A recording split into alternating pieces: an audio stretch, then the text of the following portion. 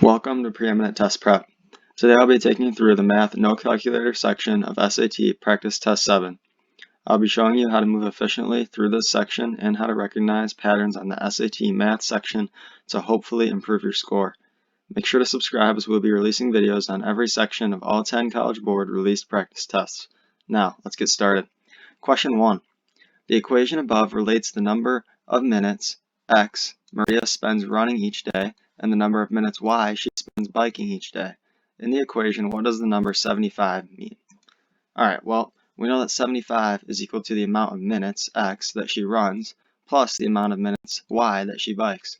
So we know that that will be the total number of minutes that she spends running and biking each week, or each day it says, so each day. So we find our answer. So we have A, the number of minutes spent running each day. We know that's wrong. We have B, the number of minutes spent biking each day. We know that's wrong. C, the total number of minutes spent running and biking each day. And we know that that is correct. Question 2. Which of the following is equivalent to 3 times quantity x plus 5 minus 6? Well, we distribute our 3 to our x and our plus 5. 3 times x gives us 3x. We have plus 3 times 5, which is 15, minus 6, which leaves us with 3x plus 15 minus 6, which becomes plus 9. So we have 3x plus 9, which is C. Question 3. Which ordered pair xy satisfies the system of equations shown above? Well, we're given x in our top equation, so we can go ahead and substitute y minus 3 in for x in our bottom equation. So this leaves us with y minus 3 divided by 2 plus 2y equals 6. So we're going to go ahead and multiply each side by 2, so that way we can get our y's without a denominator. So we have 6 times 2, which is 12, and then we have 2 times our y minus 3 over 2, and also times our plus 2y. So 2 times our y minus 3 over 2, well, our 2 times our denominator 2 means that they will cancel, so we'll have y minus 3, and then we have our 2 times our plus 2y, which gives us plus 4y equals 12. We go ahead and we add 3 to each side, so we have all our y's on one side and all our numbers on the other. 12 plus 3 is 15. We have y plus 4y, which gives us 5y, so we have 5y equals 15. We divide each side by 5 to isolate y, so y is equal to 15 over 5, and we know that 15 divided by 5 is 3. So we know that y equals 3. Our only pair of points where y equals 3 is B, so we know that B is our answer. Question 4. Which of the following complex numbers is equal to 5 plus 12i minus the quantity 9i squared minus 6i for I equals the square root negative 1? Alright, so what we're going to do here is we're going to use our whole numbers and we're going to go ahead and subtract them, but all we have is 5, so we don't have to do anything there. Next, we're going to take our numbers with just our I, not our I squared, but just our I. So we have 5 plus 12i, and then we have minus negative 6i.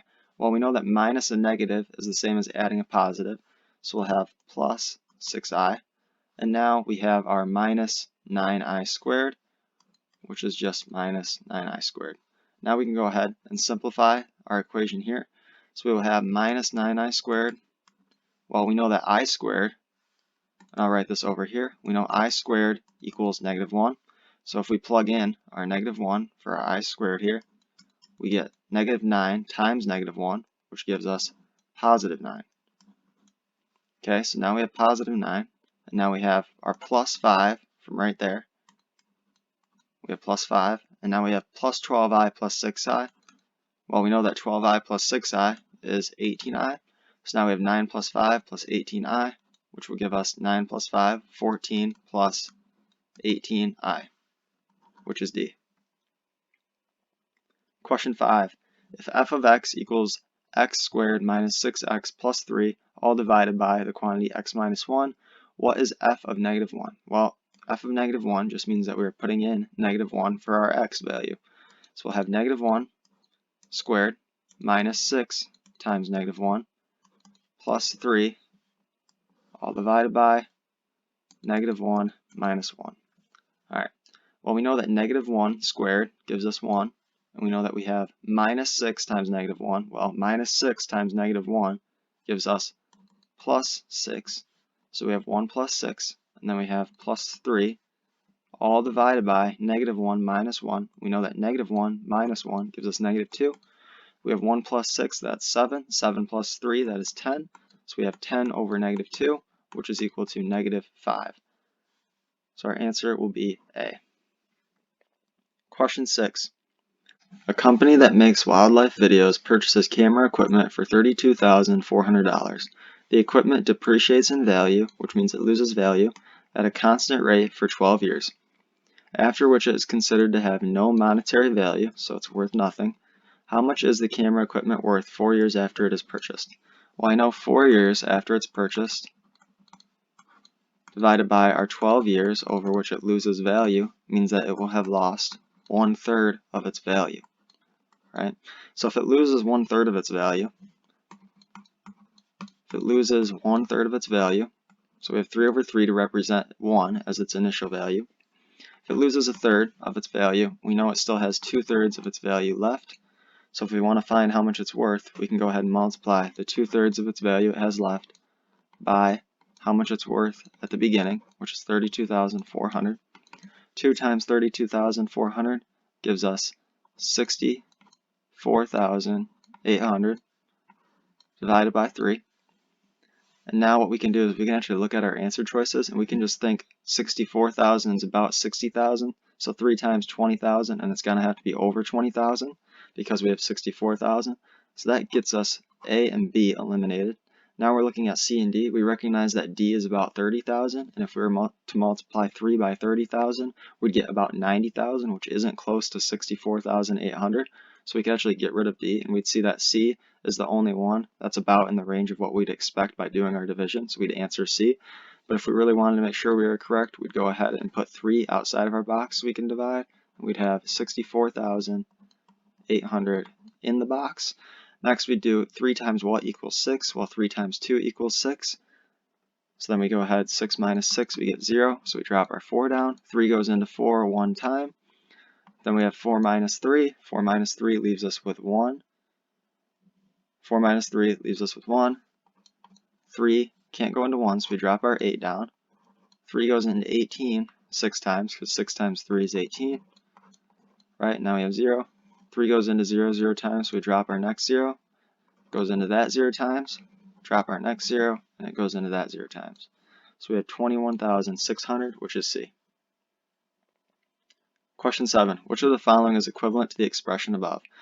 Well, the first thing I'm going to look for is I'm going to look at this 4, and I'm going to think factors of 4 that add to 6. I know 2 and 2 and 4 and 1 are factors, but neither one of those will add to 6. So I know that it's not going to be as simple as we would like, right? So now I'm going to go ahead and I'm going to look at what I can do to this equation to get it in the form with an x plus 3 or an x minus 3 squared, right?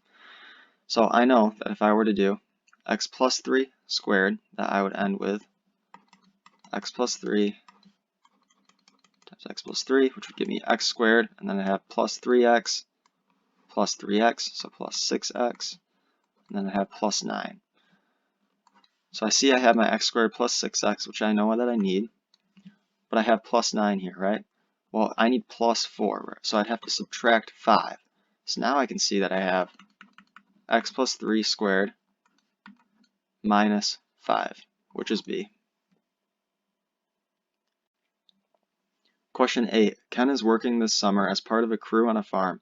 He earned $8 per hour for the first 10 hours he worked this week. Because of his performance, his crew leader raised his salary to $10 per hour for the rest of the week. Ken saves 90% of his earnings from each week. What is the least number of hours he must work the rest of the week to save at least $270 for the week? Okay, so if he wants to save $270,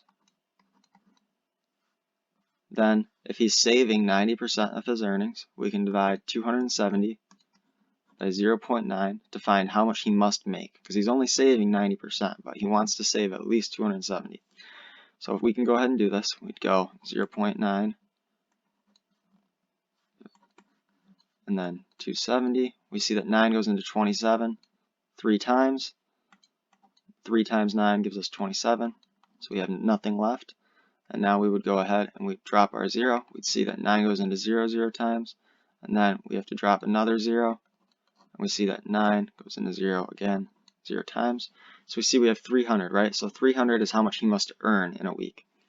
So he's got to earn $300 a week. We know that he earns $8 per hour for his first 10 hours, right? 300 equals 80, right? And we can say it's 80 because we know that 8 times 10 gives us 80. So he already earned 80. And then we know that he earns $10 per hour the rest of the week. So we need to know the least number of hours that he must work the rest of the week, so not the total week, just the rest of the week, to earn his 300, right? Well, we know he has 80, so we can subtract 80 from each side. So now we have 220 equals his $10 per hour times the amount of hours he works, which we'll call x. So we need to solve for x. We divide each side by 10, and we can cancel our zeros here, and we see we have 22 over 1 equals x. So x will equal 22. So our answer will be C. Question 9. Marisa needs to hire at least 10 staff members for an upcoming project. The staff members will be made up of junior directors who will be paid $640 per week and senior directors who will be paid $880 per week.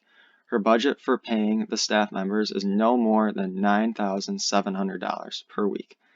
She must hire at least 3 junior directors and at least 1 senior director. Which of the following systems of inequalities represents the conditions described if X is the number of junior directors and Y is the number of senior directors?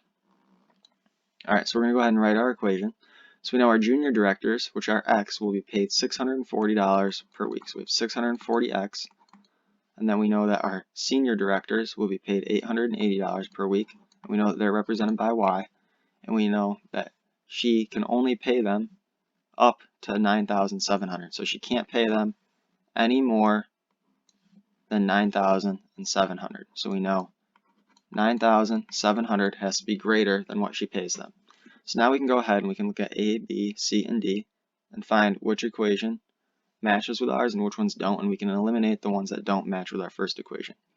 Okay, so we need 9,700 to be greater than 640x plus 880y. Well, we see A doesn't have that. We see that B does, so B is still in it. We see that C does not have that, and we see that D still does. So now we go ahead and we move on. We see what else we can find. Well, we know that she has to have at least 1 senior director, which is Y. So Y must be greater than or equal to 1.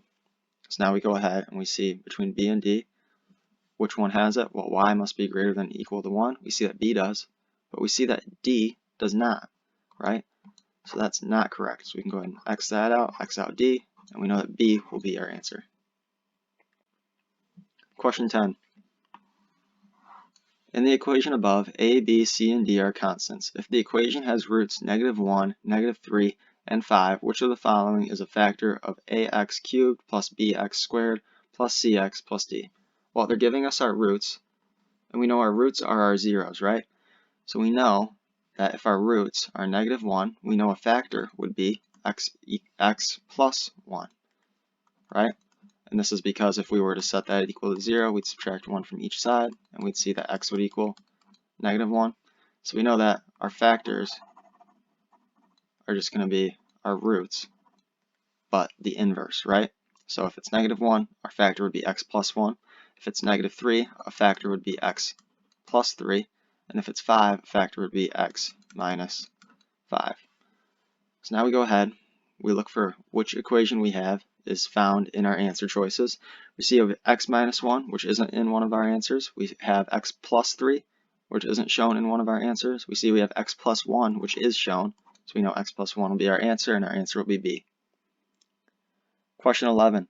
The expression x to the power of -2 times y to the power of 1/2, where x is greater than 1 and y is greater than 1, is equivalent to which of the following? Alright, so we got to solve for which one is equivalent. Well, we know if we have our same base, so in this case x over x to the power of -2 over x to the power of 1/3, we know we have the same base and we're dividing, so we know that we can just go ahead and subtract the exponent in our denominator from the exponent in our numerator. So we'll have x to the power of -2 minus 1/3, and then for our y's, we know that we'll have y to the power of 1/2 divided by y to the power of -1, which will equal y to the power of 1/2 minus negative 1. Minus negative 1 just means plus 1, which will give us y to the power of 3 halves. Now we just go ahead and we put our answers back together again. So we'll have x to the power of negative 2 minus 1/3. Well, we know that that's just going to equal x to the power of negative 2 times 3 and then minus 1 again, right? So it's going to be, we'll go ahead and rewrite this so it's clear. Our negative 2, we can rewrite that as negative 6/3. And now we're just going to subtract, right? And we see that negative 6/3 minus 1/3 gives us negative 7/3, right? So x to the negative 7/3, and we have y to the 3/2. Well, so we'll go ahead and write that down here. X to the negative 7/3 times y, 3/2. Okay, so now we're just going to go ahead and rewrite this in the form given in our answer choices. Well, we know that x to the power of negative 7/3 means that we're going to have 1 over x to the power of 7 with the third root, right?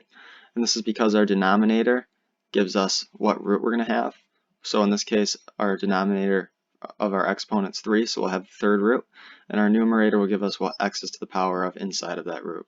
So if x is to the power of 7 inside the root, we could rewrite that as x to the power of 6 times x to the power of 1. And we know that x to the power of 6 third rooted gives us x squared, and we still have 1 third root of x. So we still have third root of x. So that's our first part. Now we have to do y to the power of 3 halves, right? Well, we know y to the power of 3 halves is going to be, just give me one moment, I'm trying to get some more space here. Okay, so we know that y to the power of 3 halves is going to give us, our denominator is 2, so we're going to have our square root of y to the third, and y to the third can be rewritten as y squared times y to the first. We know y squared, square rooted, just gives us y, so we can go ahead and take out our y squared, and we're left with y times the square root of y. So now we know that this has a denominator of just 1. So now we just go ahead and we multiply, right? So we're going to have our y times root y over 1, and that gets multiplied by our equation for our x to the power of negative 7/3, which is 1 over x squared times the third root of x. And we see that y root y divided by x squared times the third root of x is our answer. So now we just find which answer choice matches ours. Well, we see that A has the wrong numerator. We see that B, C, and D have the correct numerator. So now the question is which one has the right denominator? B does not. C does not. Does D? D does. So we know that D will be our answer. Question 12. The function f is defined by f of x equals the quantity x plus 3 times quantity x plus 1. The graph of f in the xy plane is a parabola. Which of the following intervals contains the x-coordinate of the vertex of the graph of f? Well, a little trick to know is first we're going to go ahead and multiply our x plus 3 by our x plus 1. So we use FOIL, we get x times x, x squared, and then we get x times 1 plus x. And then we do our 3 times our x, we get plus 3x. And then we do our 3 times our 1 to get plus 3. We can go ahead and simplify. We'll have x squared plus x plus 3x. That's going to give us plus 4x plus 3. Okay, so now finding our vertex x coordinate, all we have to do is negative b over 2a, and that'll give us our vertex. So now we can see that if we plug in our b value, we have negative 4 over 2 times a. Our a value is 1. So we have negative 4 over 2, which is negative 2, and that will give us our x coordinate of our vertex. So our x coordinate of our vertex can always be found by using negative b over 2a. We see that that's negative 2. So now we plug in negative 2 for our x. We have to find where can negative 2 go in. Well, negative 2 isn't between 3 and 4, so we can get rid of d. Negative 2 isn't between 1 and 3. Is negative 2 between negative 3 and 1? It is, so B is our answer. Question 13. Which of the following expressions is equivalent to the quantity x squared minus 2x minus 5 divided by x minus 3? Well, I'm going to go ahead and see if x minus 3 is a factor of my top equation, because then it's going to make it a lot easier. So I'm going to go ahead and check, right? So I have x squared minus 2x minus 5. So I'm looking for factors of 5 that add to negative, or factors of negative 5 that add to negative 2. The only factors of negative 5 are negative 5 and 1, and negative 5 and 1 do not add to negative 2, so I can't do that. So now I know that I'm going to have to use my long division here. So I go ahead and I put my denominator outside my box, and I have to find x times what gives me x squared. Well, x times x does. So I have x squared, and then x times negative 3 gets me negative 3x. Now I got to remember this is all getting subtracted, right? So x squared minus x squared leaves me with 0. Negative 2x minus negative 3x. Well, minus negative 3x gives me plus 3x.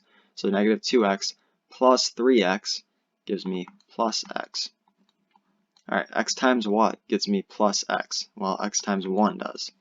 So now I'm going to have my equation minus my 1 times x, which is x, and then my 1 times negative 3, which is going to be minus 3. So now I'm going to go ahead and start working. So I have x minus x gets me 0. Now I drop my negative 5 down, and I have my negative 5 plus 3 because I have minus negative 3. So negative 5 plus 3 gives me negative 2. So now I see that I have my negative 2 as my remainder, and I have my x plus 1 as my factor. So I'm going to go ahead and get rid of a and b because they don't have x plus 1. And then I have my minus 2 divided by x minus 3, which will be d. Question 14. A shipping service restricts the dimensions of boxes it will ship for a certain type of service. The restriction states that for boxes shaped like rectangular prisms, the sum of the perimeter of the base of the box and the height of the box cannot exceed 130 inches. Alright, so let's go ahead and break that down and get an equation for that. So for boxes shaped like rectangular prisms, the sum of the perimeter of the base, so that's going to be our perimeter of our base will be 2L plus 2W, and the height of the box, so plus H for height, cannot exceed 130 inches. So 130 inches is our maximum, right? So it has to be less than or equal to 130. The perimeter of the base is determined using the width and length of the box. If a box has a height of 60 inches and its length is 2.5 times its width, which inequality shows allowable width x?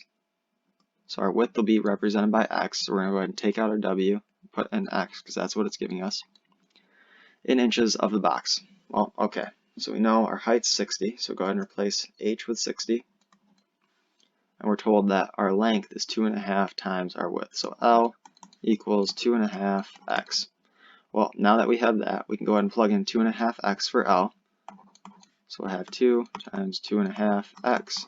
We know that 2 times 2.5x gives us 5x, and we still have plus 2x plus 60 must be less than or equal to 130. We subtract 60 from each side to isolate our x on one side. So now we have 130 minus 60, which leaves us with 70, is greater than 5x plus 2x, which is 7x. We divide each side by 7 to isolate x, and we get that x is less than or equal to 70 over 7, which is 10. So we know that x must be less than or equal to 10, but greater than 0 because you can't have a width of negative. So we're going to have x must be less than or equal to 10, but greater than or equal to 0, which is answer choice A. Question 15.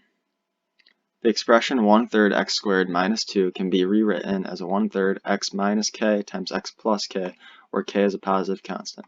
What is the value of k? Well, we know that in our x minus k times x plus k, our middle term cancels because it's the difference of perfect squares, and we know that our k value leaves us with negative k squared. So we're asked to find the value of k. Well, if we know that this equation can be rewritten as this equation, then what we can go ahead and say is we can say that 1/3 times our negative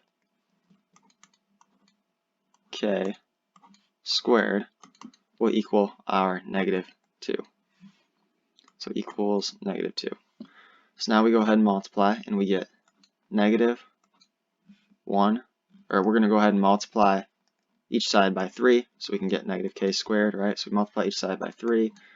-2 times 3 gives us -6, so we have -6 equals -k squared. Now what we're going to do is we're going to multiply each side by -1, so we can just get k squared. So multiply each side by -1, and we get k squared equals 6. We go ahead and square root each side. So now we have k equals square root of 6. Well, we know square root of 6 cannot be broken down, so we just have D as our answer choice. Question 16. If 2x plus 8 equals 16, what is the value of x plus 4? Well, we're going to solve for x, plug it in, and find the value of x plus 4. So we're going to go ahead and subtract 8 from each side. 16 minus 8 leaves us with 8. 8 equals 2x. We divide each side by 2, and we get that x equals 8 over 2, which means x is 4.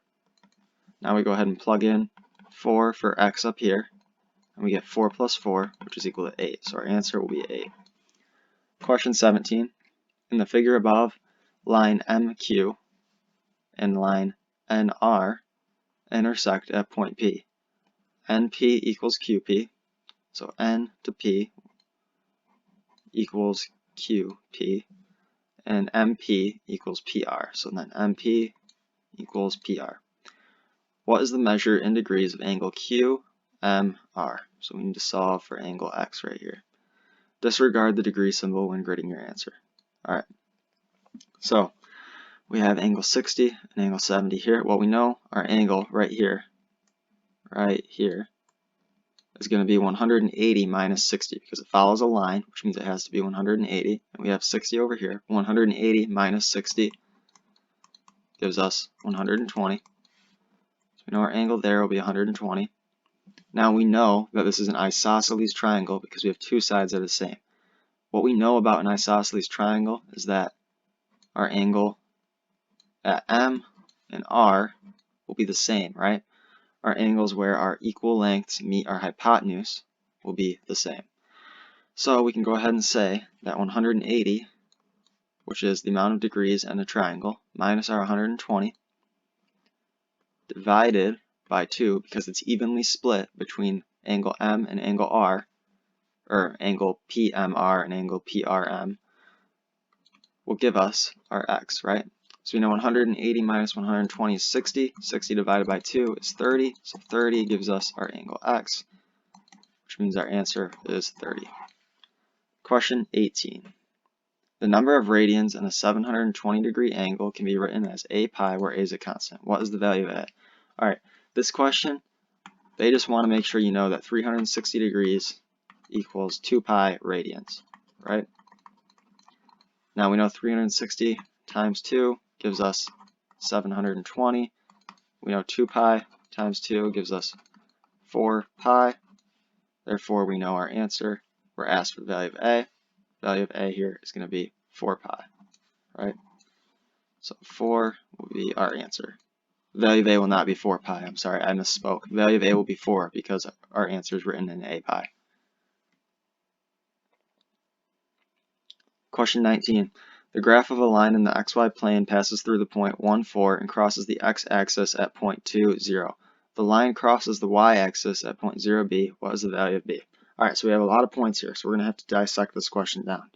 Alright, so we have a graph of a line in the xy plane. We pass through point 1, 4, so I'll go ahead and draw this out a little bit.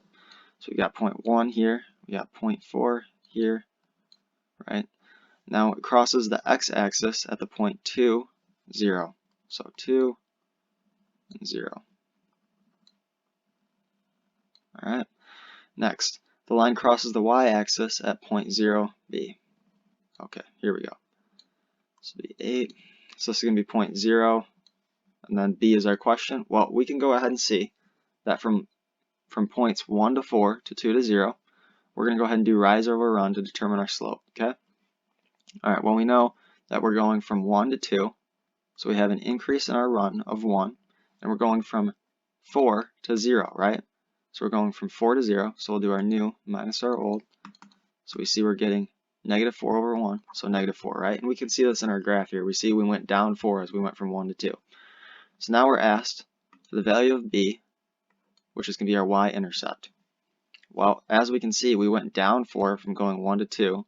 So if we were to go back 1, so go from 1 to 0, we're going to have to go up 4 from 4, which will give us 8 as b. So b will be 8. Question 20. The expression above can be written in the form ay squared plus b, where a and b are constants. What is the value of a plus b? So pay attention, we need a plus b, not a or b. Alright, so we're going to go ahead. We're going to have to find how to get our equation up top into the form ay squared plus b. Well, this is actually going to be pretty easy because there's really only y squared and b. So what we're going to do, we're going to go ahead and multiply our 10 by our 10y squared and our 10 by minus 110. We know that 10 times 10y squared gives us 100y squared. We know that 10 times negative 110 gives us negative 1,100. And that's it. Next up, we got our equation on our left side, or our left part of our equation here. So we're going to have 100y squared plus our 100y squared, and then we'll also have plus 7,532. Well, 100y squared plus 100y squared, that's going to be 200y squared. And then 7,532, we'll go ahead and minus our 1,100. So we'll go minus 1,100. And that's just going to give us 6,432. So plus 6,432. Now we know our a value will be 200. We know our b value will be this, so I'm just going to put an arrow, say it equals b, because I don't want to rewrite it. Alright, now we're asked for a plus b, so we're just adding 200 to 6,432. We add 200, and that's just going to give us 6,632. And that'll be our answer. Thank you for watching Preeminent Test Prep. Make sure to subscribe, like, and share, as we will be releasing more videos to help you prepare for the SAT.